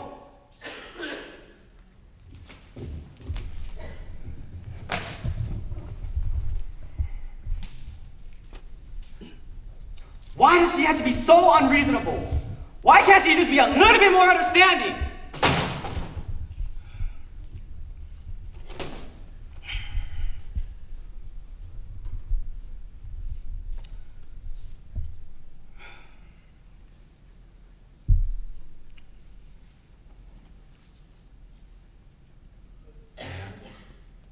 Bad. I know you always told me to be more patient toward Adrian. To not argue so much, but I just can't. Especially after finding out what I learned in the diaries. But those are all excuses. This is your downhill. I shouldn't have yelled at her. I'm sorry it had to be this way.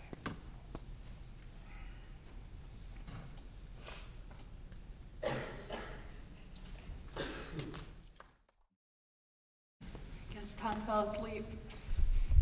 I'm tired. Time for me to sleep too.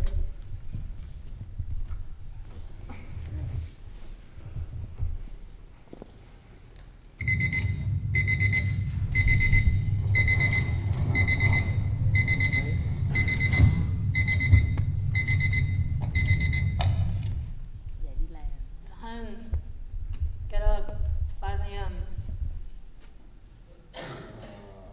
Ton, come on, get up. Did you say you had a job interview or something? It's so early. Ton, come on, you've got to get up. I'll go tomorrow. Ton, you can't keep pushing this off till later. You're never going to get a job if you don't go out there and find one.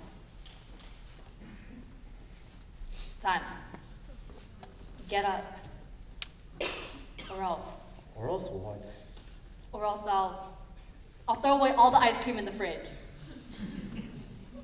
You wouldn't. Try me.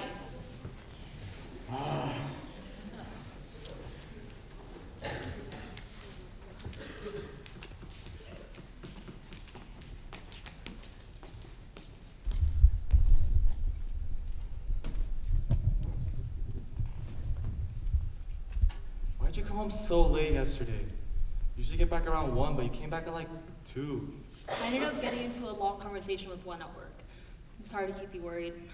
Are you sure it's not because you just didn't want to come home? Excuse me? Never mind. Forget it. Okay.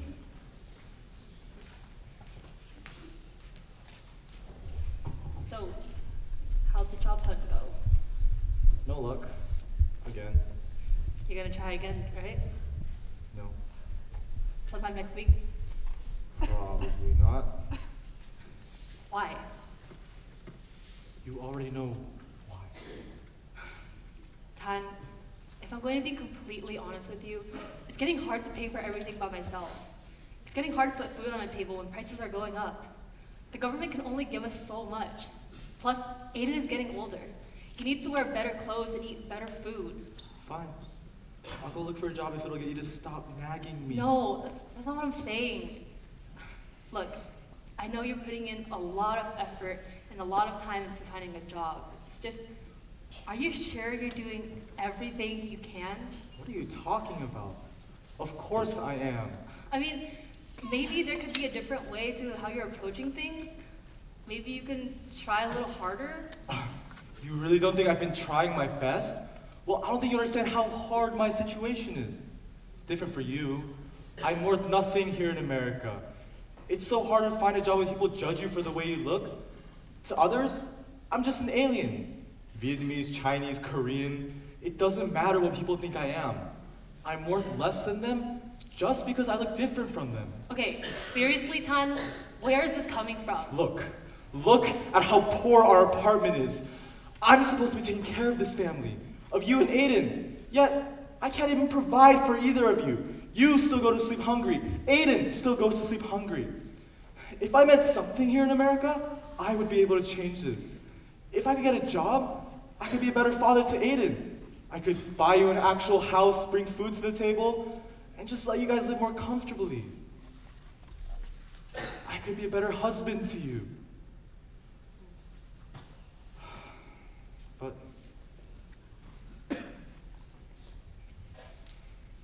it's no use. This is all just a broken dream. In America, no matter how hard I work, it seems like nothing helps. Me, being Vietnamese, makes succeeding impossible. I won't ever be able to wash off the color of my skin or change how I look. But to others, actual Americans, of course it's easier for them. It's easier for them because they know how to speak English.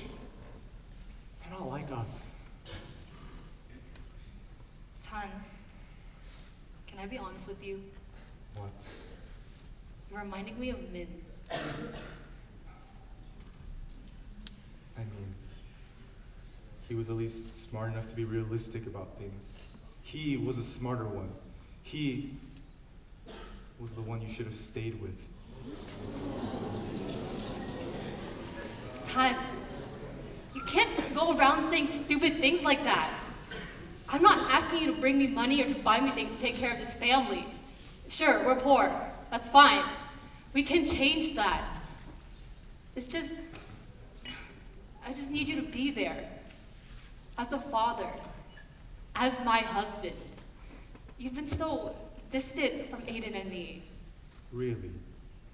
You think I've been distant from you? It seems like you keep finding new reasons to come home later and later from work. Maybe because I actually need to make money for this family? Well, if it's not work, then there's always somewhere else you need to be. You're never even home anymore. Did you ever think that you were the one being distant? Don't be ridiculous. Maybe there's some other family out there that makes you happier? Some other guy?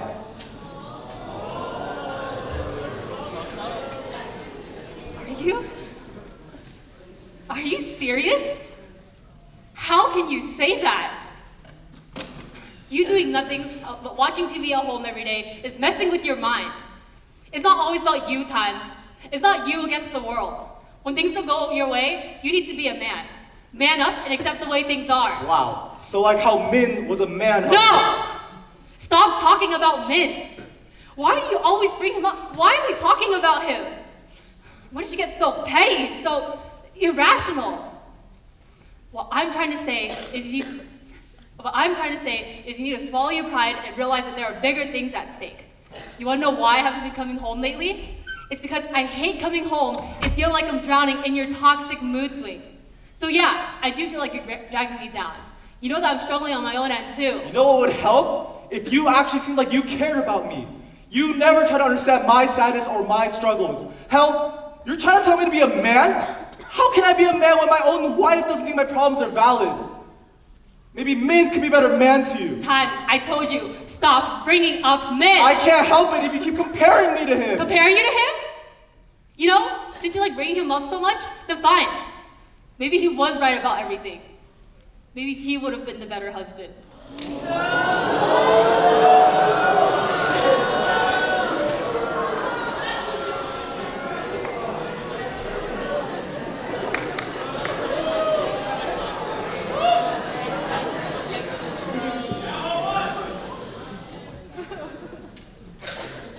Then tell me, if you could go back in time and not come to America with me, would you?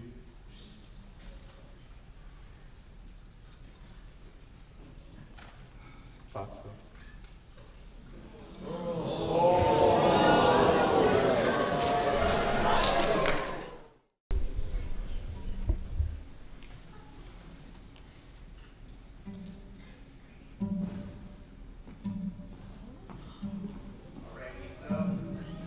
Say something, I'm giving up on you.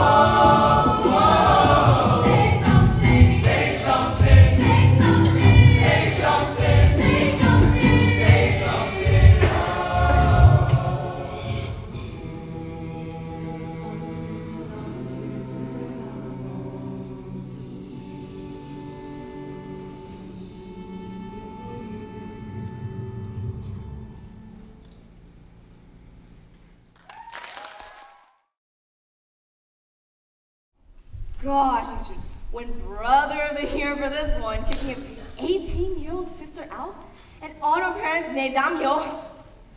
Must be a record or something.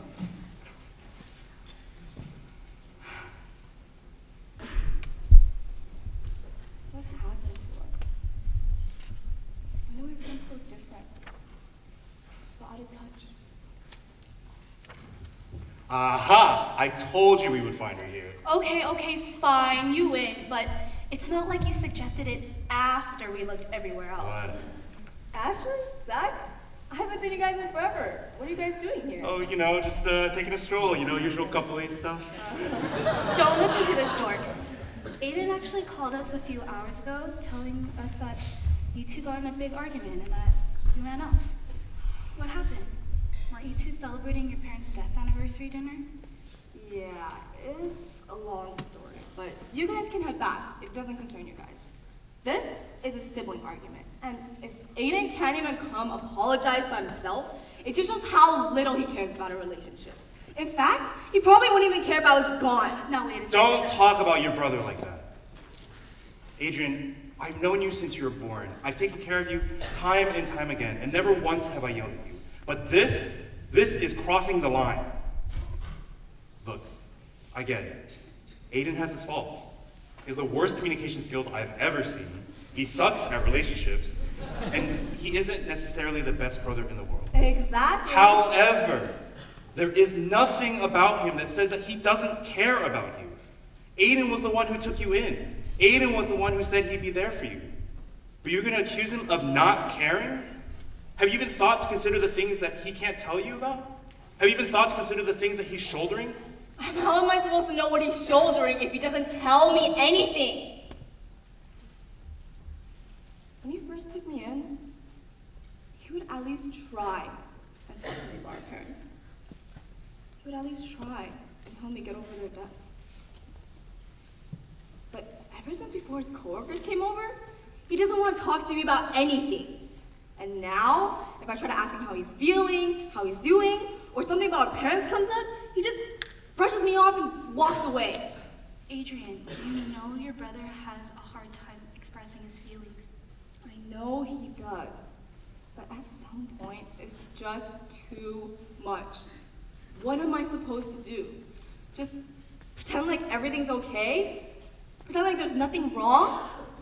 Well, there's clearly something wrong. You're not listening to us. You don't know what he knows. You don't understand how he's feeling, the stress that he's under. Sure, he'll gladly do it on me, but Uncle Tan isn't even— Zach, that's enough. We promised Aiden that he would be the one to tell her. I know, but I just can't stand here and listen to her accusing him when she doesn't know what he's been through. I know she's had it rough, but she obviously can't see past her own pain. She can't see how her own brother is in pain. Yeah, you're right. I'll go talk to her. Just calm down, okay? All right. He's right though, Adrian.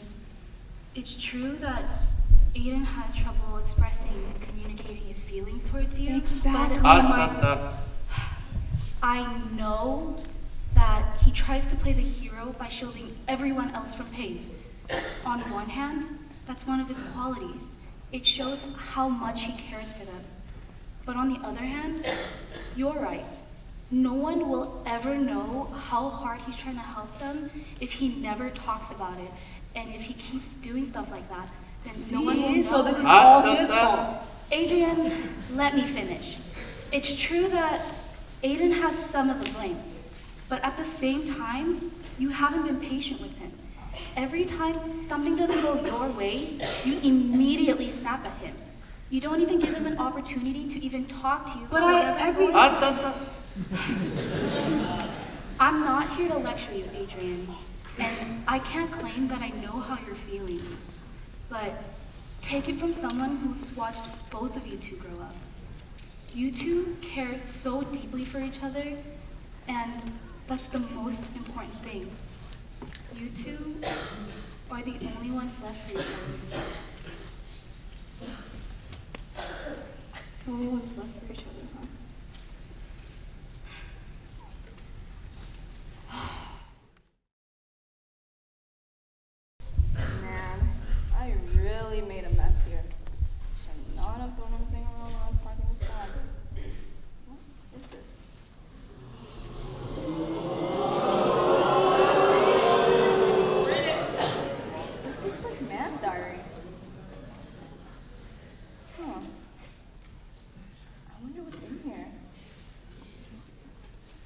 diary.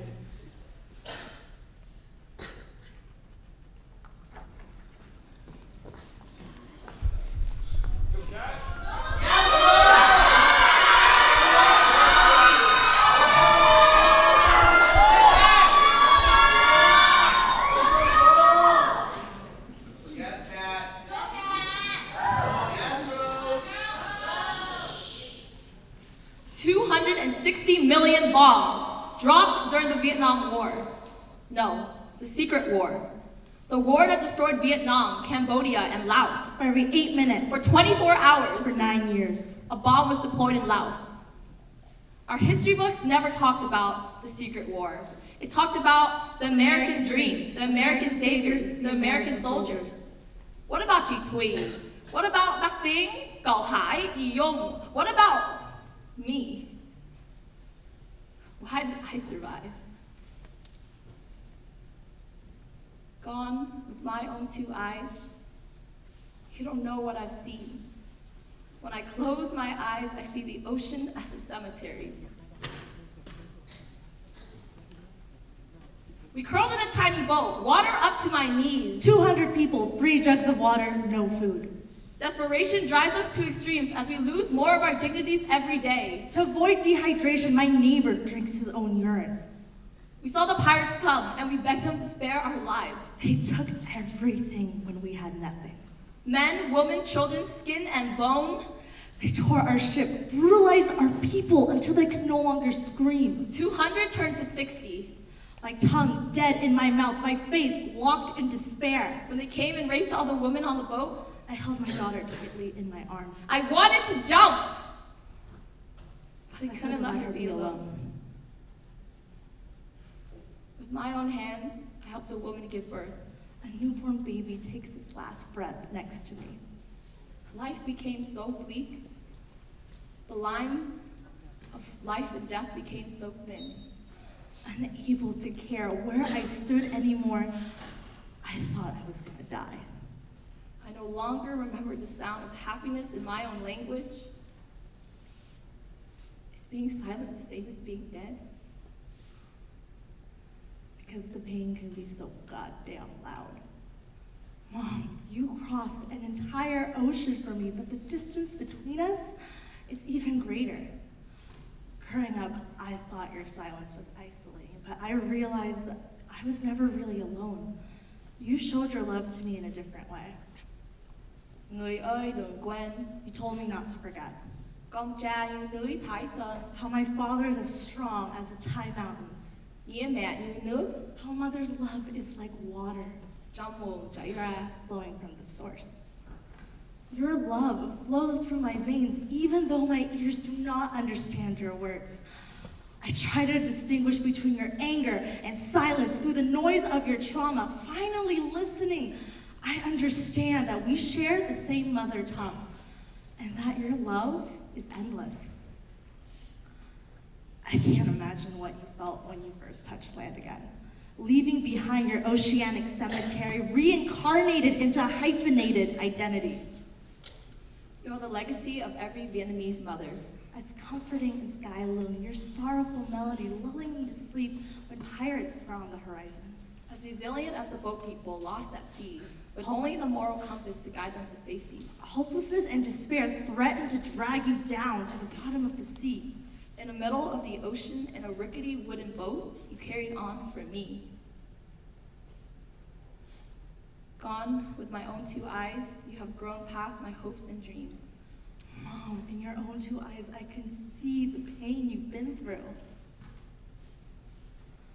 I don't want you to be alone, but my mouth can't find the words. I don't want you to be alone, and I'm trying to push past the pain. One day, I'll find those words. One day, I'll tell you my story. And This is what I'll say.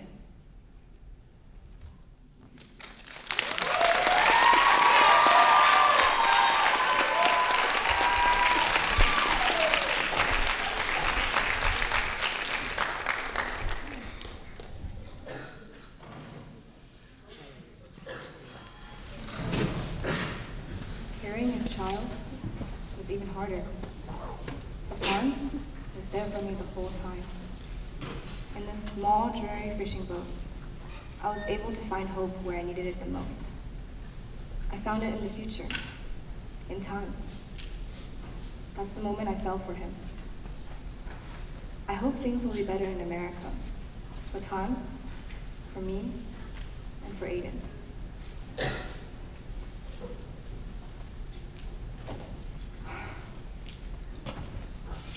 Mom and Dad never told us how hard it was for them to get here. Never told us how hard they worked. How hard they tried to give us a better life here. What are we doing with that life now? Arguing with each other? And about what?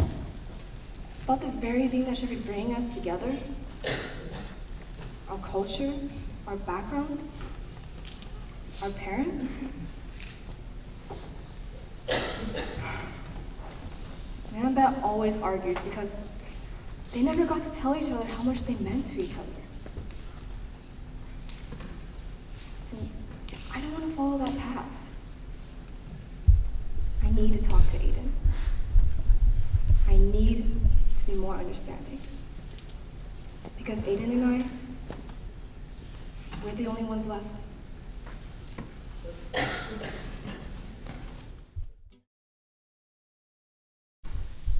Hey.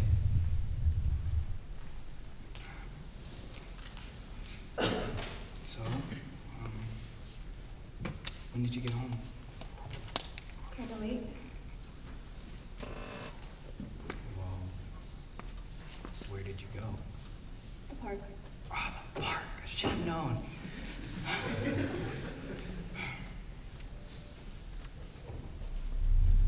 Hey, are you still mad at me? About? You know, the argument we had yesterday about the daimyo. Hey, you got the pronunciation down. I'm proud of you. I'm still not completely over the argument, but I talked to Ashley and Zach yesterday. Wait, Ashley and Zach? When did you talk to them? Can you say I cut you off too much? Sorry. Continue. Like I was saying before I was rudely interrupted, I talked to Ashley and Zach yesterday, and they helped me realize that I was just left out.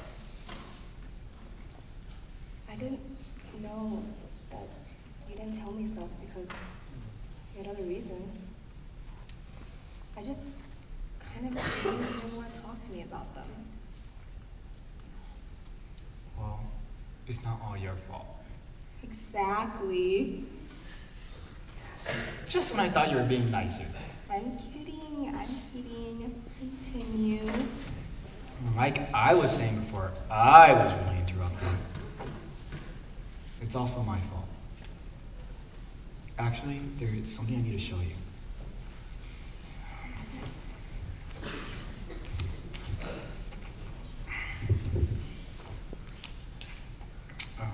I found this diary after Man and Bad died.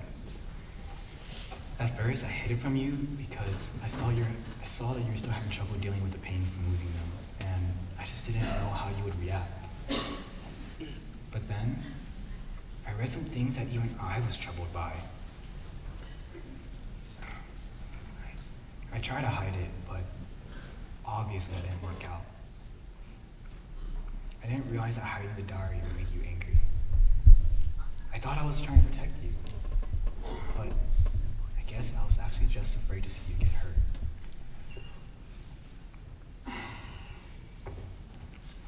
It's okay, I know you meant for the best. But if you ever do anything like this again, I'm not gonna let you down easy, mister. Okay. I promise it won't happen again. And speaking of diaries, I actually have something to show you too. Wait, so I wasn't the only one hiding things. Well, I only found this yesterday. Remind me, how long did you have yours for? Anyways, you should really read the diaries, Adrian. There's a lot you need to catch up on. It's okay. I have all the time in the world now. I'm Plus, I'd be a head and a shoulder to you, right? Of course. Now you know, if you ever need anything, I'm here for you too. I won't ever forget that. Thanks for showing me the diary, Anne. It really means a lot to me. And I was having a hard time. I know you were just trying to protect me. But no matter what it may be, they're my parents. I want to know. And I know that now. I've realized that you've grown, and I trust that you can handle it. Thanks,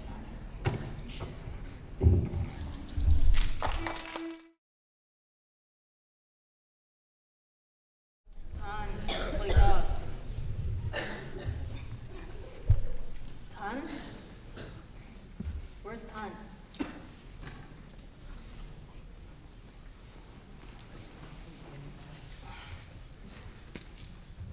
Why are you up so early?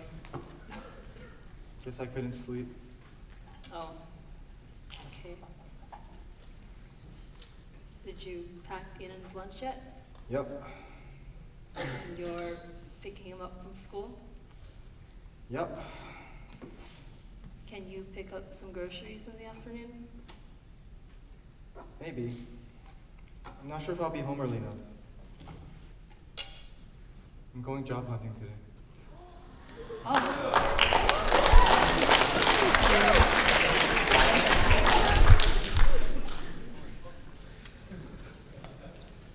Well, I'm gonna go to work now. Good luck today, okay?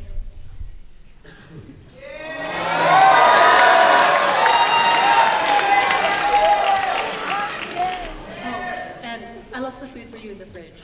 Feel free to eat it after your job hunt. See you tonight.